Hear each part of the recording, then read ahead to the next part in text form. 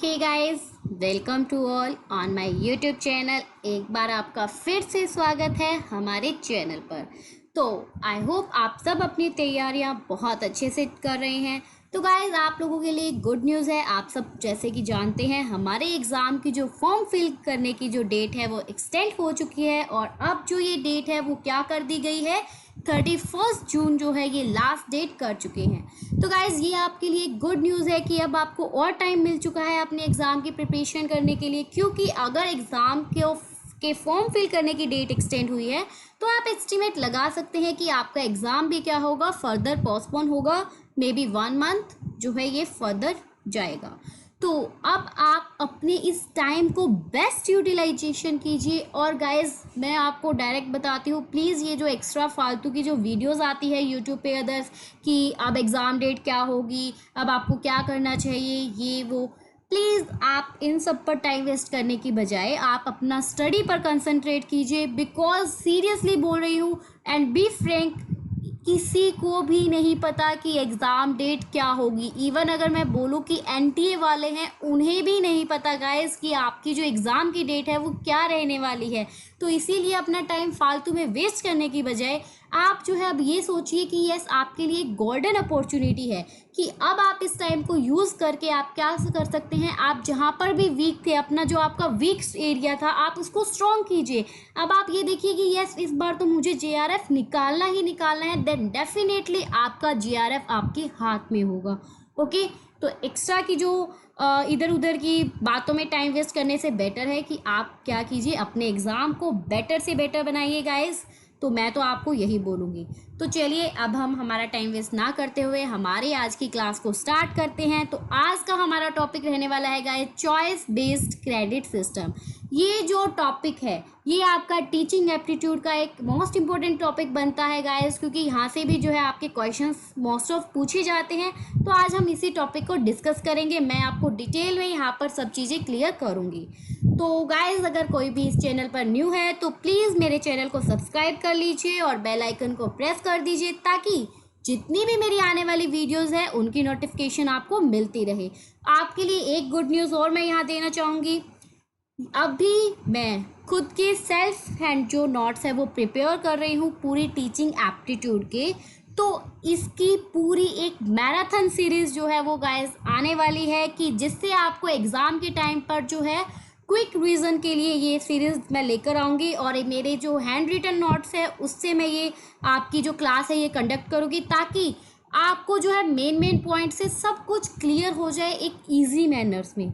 Okay, सो मैं आपको update करती रहूँगी। अगर आपको अपडेशन चाहिए तो नीचे जो डिस्कशन आपको मैंने लिंक दिया है डिस्क्रिप्शन बॉक्स में, तो आप जो है वहाँ से उस लिंक पर जाकर मेरे टेलीग्राम ग्रुप को ज्वाइन कर सकते हैं, जिससे कि आपको जो है फर्दर नोटिफिकेशन मिलती रहे मेरे आने वाली वीडियोस की। चलिए गाइस, करते हैं हम हमारी वीडियो को स्टार्ट। तो चॉइस बेस्ड क्रेडिट सिस्टम क्या होता है, देखिए। First of all, choice based credit system, इसके बारे में आपको कुछ बताती हूँ। देखिए क्या होता है, पहले जो हमारे स्कूल्स थे उसमें क्या होता था कि स्टूडेंट्स को सिर्फ और सिर्फ क्या किया जाता था, सब्जेक्ट्स को पढ़ाया जाता था। जो हमारे जो मेन सब्जेक्ट्स होते थे सिर्फ हमें वही पढ़ाया जाता था। लेकिन सीबीएसई के अंदर एक नया सिस्टम को इंट्रोड्यूस किया गया, जिस सिस्टम के अंदर क्या बोला गया कि आप स्टूडेंट्स को उनके जो सब्जेक्ट्स पढ़ा रहे हो वो तो पढ़ाओ, उनके साथ साथ एक न्यू नॉलेज जो है, न्यू सब्जेक्ट्स के बारे में स्टूडेंट्स को नॉलेज भी दी जानी चाहिए। इसके लिए उन्होंने क्या किया, एक सीबीसीएस सिस्टम को इंट्रोड्यूस किया, जिसे बोलते हैं चॉइस बेस्ड क्रेडिट सिस्टम। ये जो सिस्टम है गाइस, ये स्टूडेंट्स के अकॉर्डिंग था। इसका मतलब यहाँ पर स्टूडेंट्स अपने इंटरेस्ट के अकॉर्डिंग कोई भी सब्जेक्ट को सिलेक्ट करते हैं। इंटरेस्ट के अकॉर्डिंग का मतलब क्या है, स्टूडेंट का किस चीज़ में इंटरेस्ट है। अब अगर कोई जो स्टूडेंट्स है उसका इंटरेस्ट है, मान लीजिए कि स्पोर्ट्स एक्टिविटी में इंटरेस्ट है, तो वो अपने उस अकॉर्डिंग सब्जेक्ट को सेलेक्ट करेगा। ठीक है, अगर किसी का साइंस में इंटरेस्ट है देन वो अपने अकॉर्डिंग वो सब्जेक्ट सेलेक्ट करेगा। तो यहाँ पर क्या था कि स्टूडेंट को चॉइस दी गई थी कि वो अपनी चॉइस के अकॉर्डिंग क्या कर सकते थे, अपने सब्जेक्ट को चूज़ कर सकते थे। तो उसे बोलते हैं चॉइस बेस्ड क्रेडिट सिस्टम। इसका मतलब क्या है कि चॉइस के अकॉर्डिंग कुछ एक्स्ट्रा ऐड कर देना उस सिलेबस के अंदर, उसके करिकुलम के अंदर, ताकि स्टूडेंट्स कुछ नया सीख सकें। तो देखिए चॉइस बेस्ड क्रेडिट सिस्टम क्या है, एक स्टूडेंट सेंट्रिक अप्रोच है। तो स्टूडेंट सेंट्रिक अप्रोच का मतलब क्या है गाइस, कि यहाँ पर जो भी सेलेक्ट किए जाते थे सब्जेक्ट वो अकॉर्डिंग टू स्टूडेंट्स, मतलब हम लोग स्टूडेंट्स जो है वो अपने अकॉर्डिंग, अपनी मर्जी से, अपने इंटरेस्ट के अकॉर्डिंग क्या करते हैं, सब्जेक्ट को सेलेक्ट करते हैं, which allow students to choose their subject. Clear. Subject can be at basic और एडवांस लेवल। यहाँ पर जो सब्जेक्ट चूज किए जाते थे वो बेसिक लेवल से लेकर एडवांस लेवल तक के होते थे। ये स्टूडेंट इंटरेस्ट के अकॉर्डिंग क्या करते थे, इसको सेलेक्ट करते थे। इतना समझ में आया गाइस सबको, कि यहाँ पर फिर स्टूडेंट्स अपनी जो इंटरेस्ट है उस अकॉर्डिंग वो क्या करते थे, सब्जेक्ट को सेलेक्ट करते थे।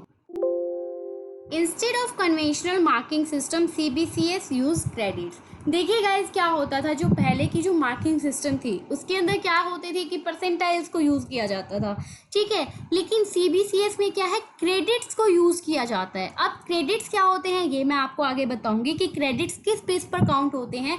बट यहाँ पर क्या था कि यहाँ पर कन्वेंशनल मार्किंग सिस्टम की बजाय यहाँ पर क्रेडिट जो है उस पर फोकस किया जाता था। इतना समझ में आया।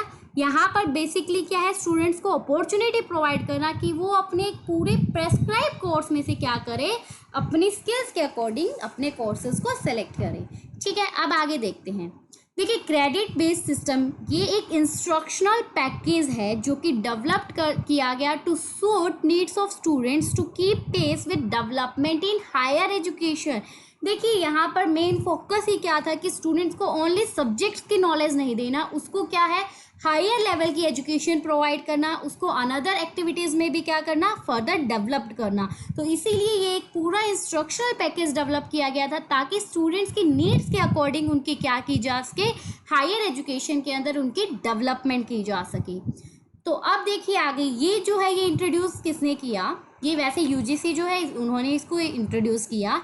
यहाँ पर पहले हम बात करते हैं ग्रेडिंग सिस्टम क्या। देखिए CBCS जो सॉफ्टवेयर ग्रेडिंग सिस्टम जो है, मतलब यहाँ पर मैंने आपको बोला क्रेडिट्स जो है वो दिए जाते थे, ठीक है, लेकिन क्रेडिट्स के साथ साथ यहाँ पर क्या है, यहाँ पर जो है ये इवेल्युएट किया जाता था स्टूडेंट्स को ग्रेडिंग सिस्टम्स के द्वारा। ठीक है, ग्रेडिंग सिस्टम्स क्या होता है कि यहाँ पर ग्रेडिंग सिस्टम आपको पता है ना कि लाइक A ग्रेड देना, A+ देना, B देना, B+ देना, ये सब क्या थे, ग्रेडिंग सिस्टम थे। हमारे जो पहले क्या चलते थे, परसेंटेज फॉर्म चलते थे, जहाँ पर अगर स्टूडेंट्स के मार्क्स आते थे तो हम बोलते 90%, 80%, 70%।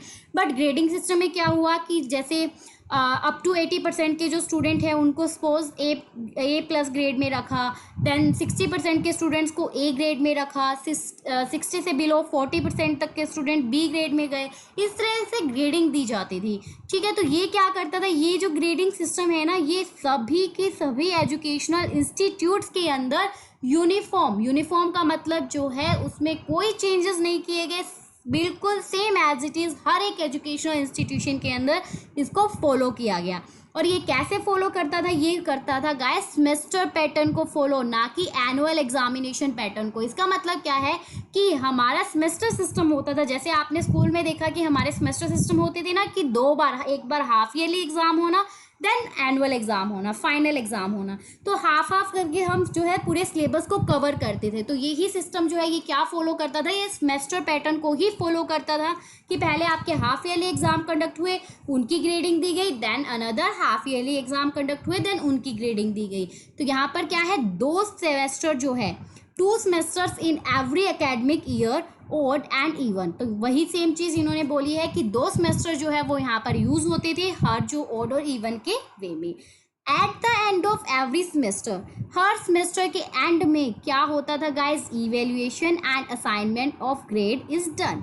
ये तो क्लियर है कि जैसे ही हर सेमेस्टर एंड हुआ, लाइक आपके पहले एग्जाम हुए अक्टूबर के अंदर, तो अक्टूबर के अंदर आपने एग्जाम दिए, देन उसके बाद में क्या किया जाता था, आपके एग्जाम को चेक करके, आपका इवैल्यूएशन करके आपको क्या दी जाती थी, ग्रेड्स दी जाती थी। तो ये नॉर्मल सिस्टम है जो कि हम हमारे स्कूल के अंदर हम ऐसा ही करके आ चुके हैं कि वहाँ पर भी हमारा यही होता है कि हमने अक्टूबर में एग्ज़ाम दिए, उनका रिजल्ट आया, हमें ग्रेड्स दी गई, देन हमारे अगेन मार्च में एग्ज़ाम हुए, देन उनका रिजल्ट आया, देन ग्रेड्स दी गई। तो ये है ग्रेडिंग सिस्टम जो कि हर एक एजुकेशनल इंस्टीट्यूशंस के अंदर क्या है, कॉमनली फॉलो किया जाता है। बेसिकली सीबीएसई जो सिस्टम की हम बात कर रहे हैं यहाँ पर। क्लियर? अब आती है ये जो सिस्टम ये कौन लेकर आया, ये आपकी यूजीसी यूनिवर्सिटी ग्रांट कमीशन जो है, उन्होंने ही इस सिस्टम को क्या किया, इम्प्लीमेंट किया। All university in our country, हमारी कंट्री में जितनी भी यूनिवर्सिटी है उनको वहाँ पर ये सिस्टम इम्प्लीमेंट करने के लिए किसने डिसाइड किया, यूजीसी ने डिसाइड किया। इस सिस्टम के अंदर वही स्टूडेंट्स को क्या थी, लिबर्टी थी कि वो चूज़ करे फ्रॉम द कोर्सेज। यहाँ पर गाइज बेसिकली 3 कोर्सेज जो है वो दिए गए थे और उसमें से स्टूडेंट के पास चॉइस होती थी कि वो कौन से सिस्टम को क्या करेंगे, अडोप्ट करेंगे या चूज़ करेंगे। ओके, अभी वो कौन कौन से कोर्सेज है वो भी हम यहाँ पर आगे पढ़ेंगे। अब मैंने आपको बोला क्रेडिट है क्या, ये क्रेडिट कि क्या क्रेडिट दिए जाते हैं मैम, ये तो बताओ।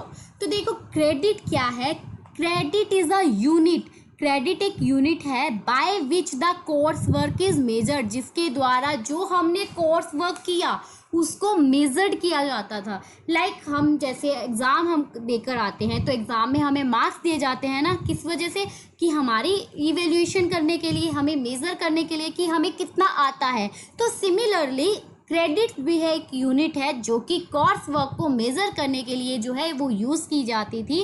क्रेडिट ही क्या करते थे, आपके डिटरमाइन करते थे number of hours of instructions required per week, कि हर हफ्ते कितने घंटे जो है इंस्ट्रक्शंस की क्या है ज़रूरत है, ये आपके क्रेडिट से डिटरमाइन करते थे। इसका मतलब क्या है गाइस कि अब जो यहाँ पर क्या करते थे, टीचर्स आपको असाइनमेंट्स देते थे।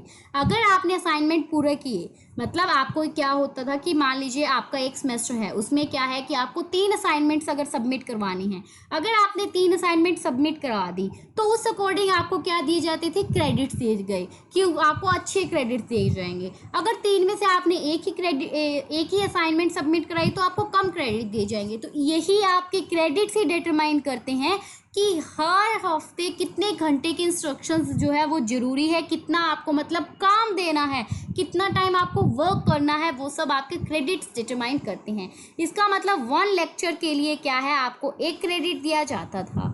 1 प्रैक्टिकल ऑफ 2 आवर्स, अगर 2 घंटे की एक प्रैक्टिकल आपको दी गई है तो उसके लिए आपको कितने क्रेडिट मिलेंगे, 2 क्रेडिट्स मिलेंगे। 1 थ्योरी ऑफ 2 आवर्स, अगर 2 घंटे की एक थ्योरी है, थ्योरी अगर मतलब आपको थ्योरी का अगर कोई काम मिला है तो उसके लिए आपको 1 क्रेडिट दिया जाएगा। और अगर lecture plus practical plus theory, इन तीनों को मिलाकर आपके क्या होते थे, टोटल क्रेडिट काउंट किए जाते हैं। इतना समझ में आया कि क्रेडिट क्या है। क्रेडिट ये है गाइस, इसमें जो है ये स्टूडेंट्स के इवैल्यूएशन करने के लिए कि कितना कोर्स वर्क जो है उसने किया है, उन सबको मेज़र करने के लिए वो क्या करते हैं कि स्टूडेंट्स को क्रेडिट देते हैं। क्रेडिट से ही डिटरमाइन किया जाता है कि स्टूडेंट्स ने कितना वर्क किया, कितना उसे करने की और रिक्वायरमेंट है। अगर एक लेक्चर की बात करें उसके लिए 1 क्रेडिट असाइन किया गया, अगर प्रैक्टिकल है वर्क तो उसके लिए 2 क्रेडिट्स, अगर थ्योरी है तो उसके लिए 1 क्रेडिट। तो इसी तरह इन तीनों को मिलाकर आपके क्या बनते हैं, टोटल क्रेडिट्स बनते हैं।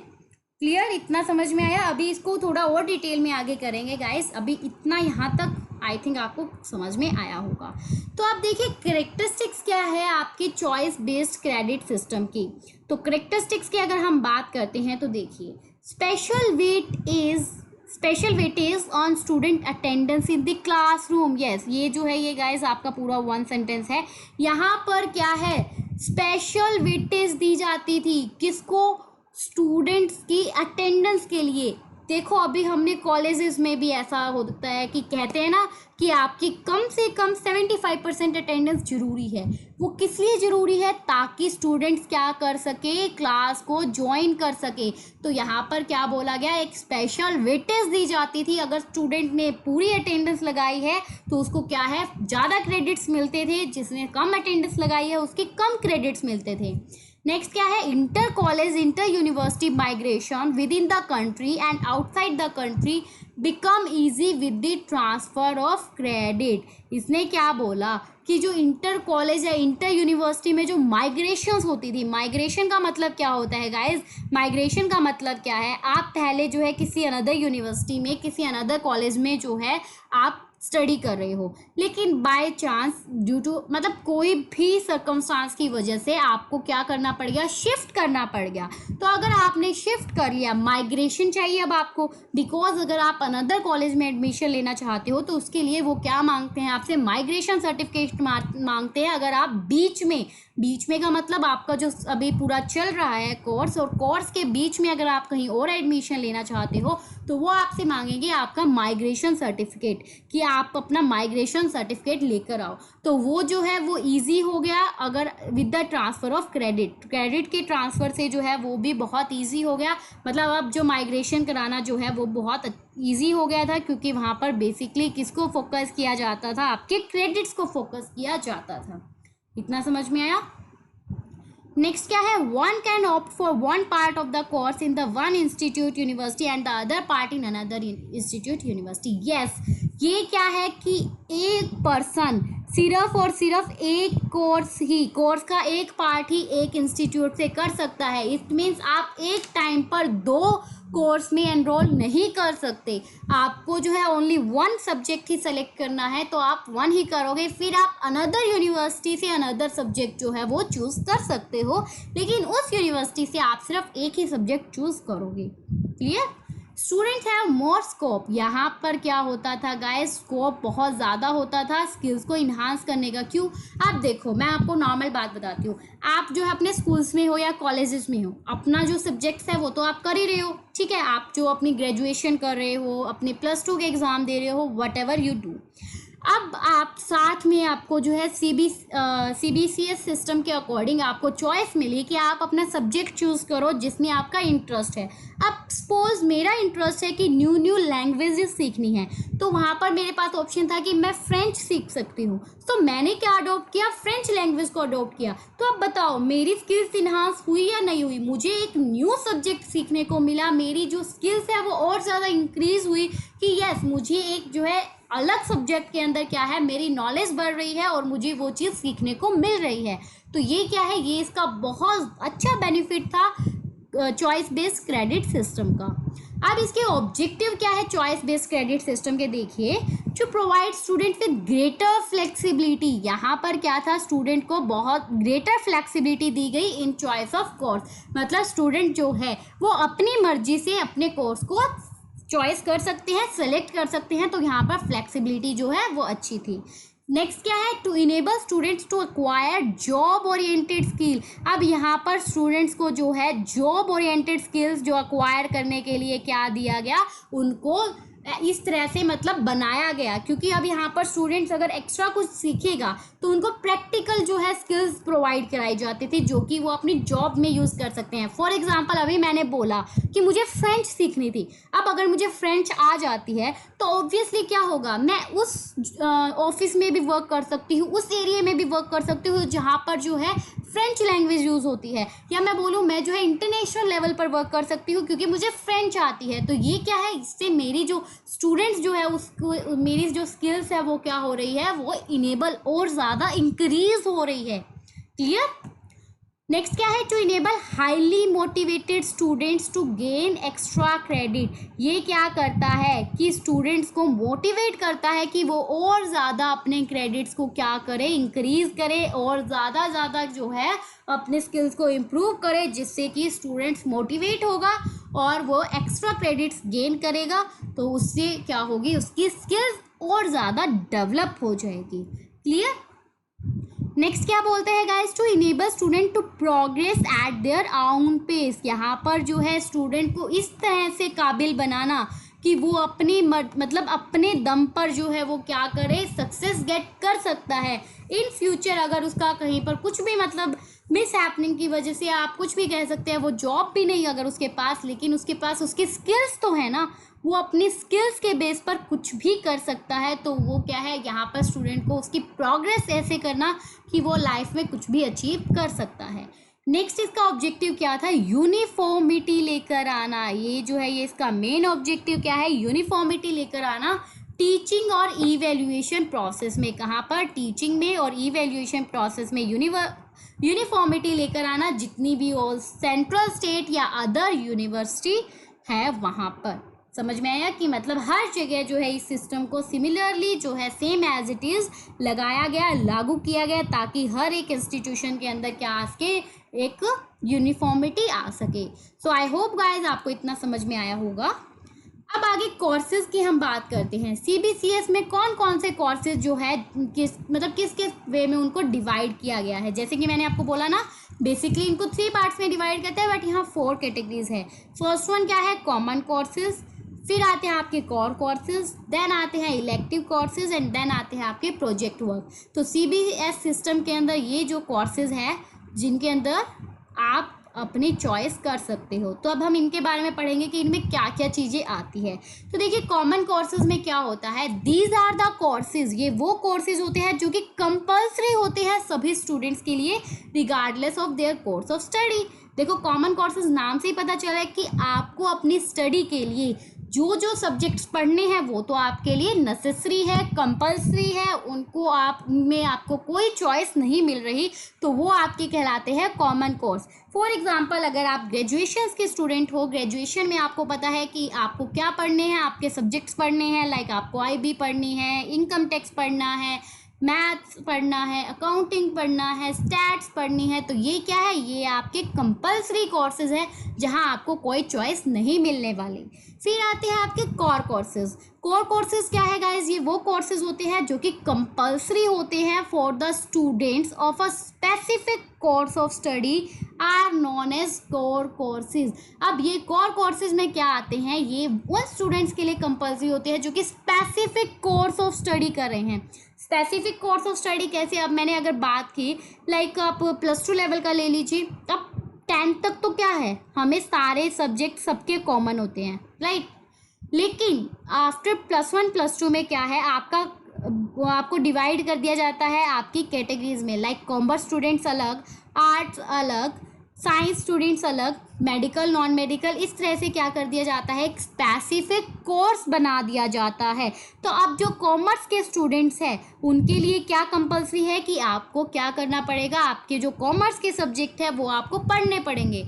साइंस वालों के लिए कंपल्सरी है कि उनको साइंस के सब्जेक्ट सारे पढ़ने पड़ेंगे, और आर्ट्स वालों को सिमिलरली आर्ट्स के सब्जेक्ट पढ़ने पड़ेंगे। तो ये क्या है, ये आपके कोर कोर्सेज होते हैं जो कि किसी स्पेसिफिक कोर्स ऑफ स्टडी होता है। स्पेसिफिक कोर्स मतलब जिस कोर्स में आपने एनरोल किया, लाइक अगर CA वाला स्टूडेंट है तो उसको CA के सारे सब्जेक्ट्स पढ़ने पड़ेंगे। Clear to everyone. उसके बाद में आते हैं आपके इलेक्टिव कोर्स। ये वो कोर्स है जहाँ पर हमारी चलेगी मतलब जहाँ पर स्टूडेंट को चॉइस दी जाती है कि आप अपने अकॉर्डिंग उनको सेलेक्ट कर सकते हैं। तो ये वो कोर्सेज होते हैं which students learn according to their own will and option, कि स्टूडेंट अपनी ही मर्जी से और ऑप्शन से इनको क्या कर सकते हैं, लर्न कर सकते हैं, सीख सकते हैं कुछ नया। क्लियर हुआ गाइज आप सबको इतना? तो इतना समझ में आया गाइज आपको? तो अब जो है यहाँ पर मैंने आपको 4 कोर्सेज की यहाँ पर बात की, जैसे कि आपको पता है।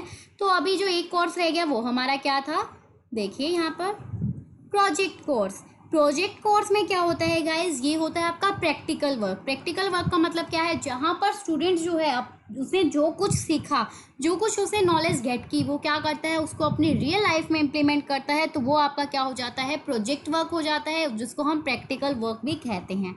अब हम करते हैं एडवांटेज क्या है आपके CBS सिस्टम की।